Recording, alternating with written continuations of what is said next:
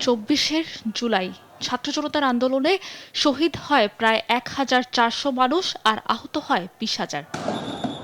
শেখ হাসিনা সরকার পতনের পর পুনর্গঠিত আন্তর্জাতিক অপরাধ ট্রাইব্যুনালে 2024 সালের 5 সেপ্টেম্বর চিফ প্রসিকিউটর হিসেবে নিয়োগ পান তাজুল ইসলাম। প্রায় 1.5 বছরে তার নেতৃত্বে জুলাই আগস্ট হত্যাকাণ্ড ও আওয়ামী শাসনামলের গুম খুনের 24টি মামলায় আনুষ্ঠানিক অভিযোগপত্র দাখিল করে প্রসিকিউশন।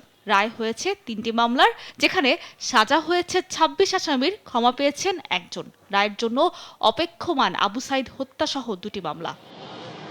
সোমবার তাজুল ইসলামকে অব্যাহতি দিয়ে আমিনুল ইসলামকে নতুন চিফ প্রসিকিউটর হিসেবে নিয়োগ দিয়েছে নতুন সরকার। শেষ কর্মদিবসে নতুন চিফ প্রসিকিউটরকে স্বাগত জানান তাজুল ইসলাম। তার আশা, আমিনুল ইসলামের নেতৃত্বে বিচার প্রক্রিয়া এগিয়ে যাবে। আমি নতুন চিফ প্রসিকিউটরকে স্বাগতম জানাই। তার প্রতি আমার শুভেচ্ছা থাকবে। তিনি যাতে আমাদের যে রেখে যাওয়া যে অসমাপ্ত দায়িত্ব সেটা পালনে তিনি সফল হন।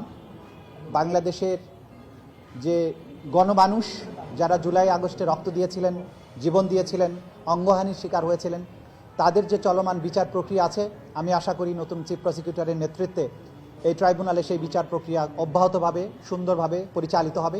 দুপুরে ট্রাইব্যুনালে এসে দায়িত্ব গ্রহণ করেন নতুন চিফ প্রসিকিউটর আমিনুল ইসলাম। পরে সাংবাদিকদের তিনি বলেন, জুলাই শহীদদের আকাঙ্ক্ষা অনুযায়ী বিচার কার্যক্রম চলবে।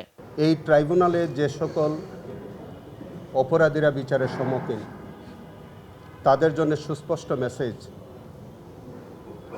যে যারা কোনো অন্যায় করেনি তারা কোনো হয়রানির শিকার হবেন না, অন্তত প্রসিকিউশনের মাধ্যমে। কিন্তু যারা প্রকৃত অপরাধী তাদের প্রতি প্রসিকিউশনের পক্ষ থেকে একটা ক্লিয়ার মেসেজ আমি দিতে চাই যে যারা অপরাধী তাদের প্রাপ্য সাজা তারা পেতে হবে। আমিনুল ইসলাম দীর্ঘদিন সুপ্রিম কোর্টে আইন পেশায় যুক্ত। বিএনপি চেয়ারপারসন খালেদা জিয়ার আইনজীবী ছিলেন তিনি। এছাড়া আলোচিত বিডিআর হত্যা মামলায় আসামি পক্ষের আইনজীবী ছিলেন। সাবরিনা মজুমদার, দেশ টিভি, ঢাকা।